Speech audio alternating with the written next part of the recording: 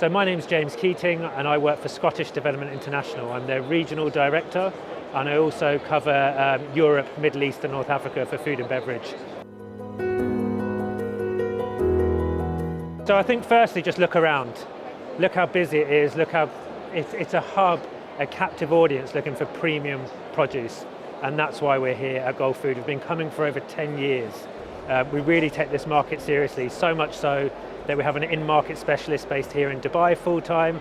We also ship and export about £300 million worth of goods and produce for food and drink to the MENA region, and we expect that to grow. We feel that we really want to be here because we know that the market is after our premium produce, and that's why we're here.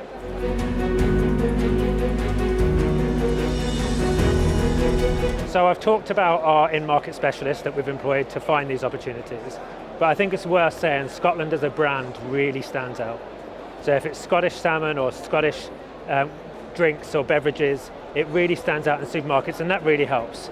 But there's two main things. One, it's our landscape and environment, and two, it's our people. It's really in their DNA. We've got an awful lot of heritage and provenance that comes to, that means we produce premium products.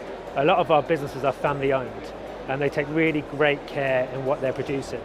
And then how we secure those opportunities? Well, it's two things. One is, it's all about partnerships. So domestically, we're really lucky that we work hand in hand with the food and drink industry.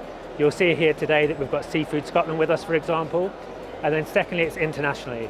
And it's partnerships with those key partners in market. And that's why we've got this food and drink specialist based here. And I think my final point is, what's really encouraging is quite often a job of an international sort of trade agency is to source opportunities. But we get a lot of people coming to us with lucrative opportunities. And I think that's because they can see the quality and the premiumness of our product.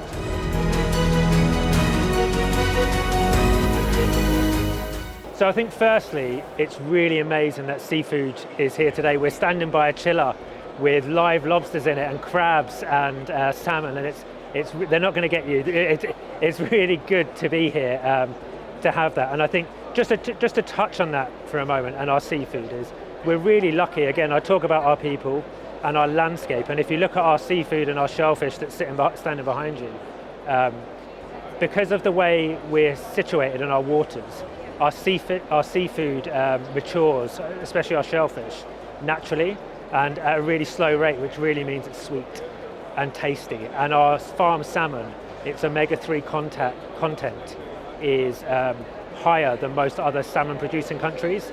So firstly, it's about having that great product. So there are two reasons why.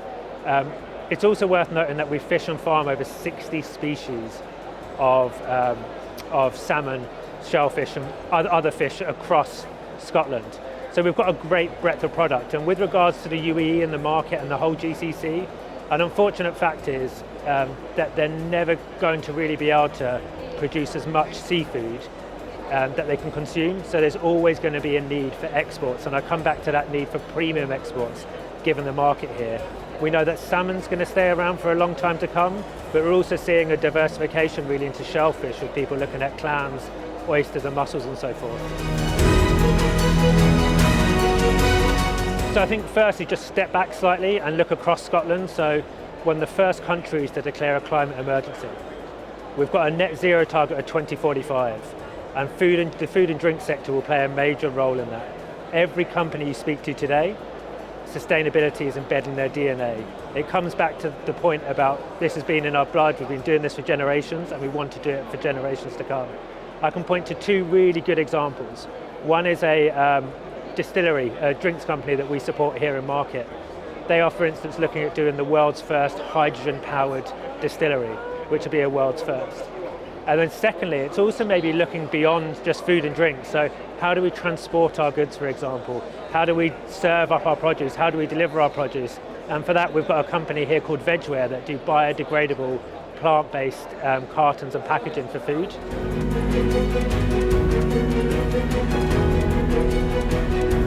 There's obviously been a tough few years for the industry. There's been quite a few shocks. We've had, what's affected Scotland really has been COVID-19. We've then had Brexit, and now we've got the war in Ukraine. Things aren't going to, this has led to food inflation. It's really challenging for consumers. And I think what that does is that needs to drive collaboration. There's going to be this localization. So localization is a big thing, and it's not being led by companies, it's being led by governments.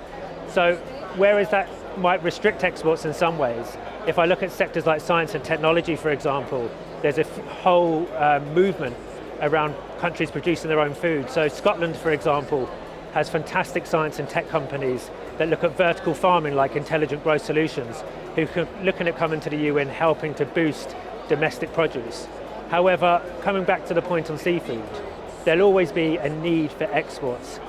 Countries are not going to be fully self-sustaining, especially not overnight.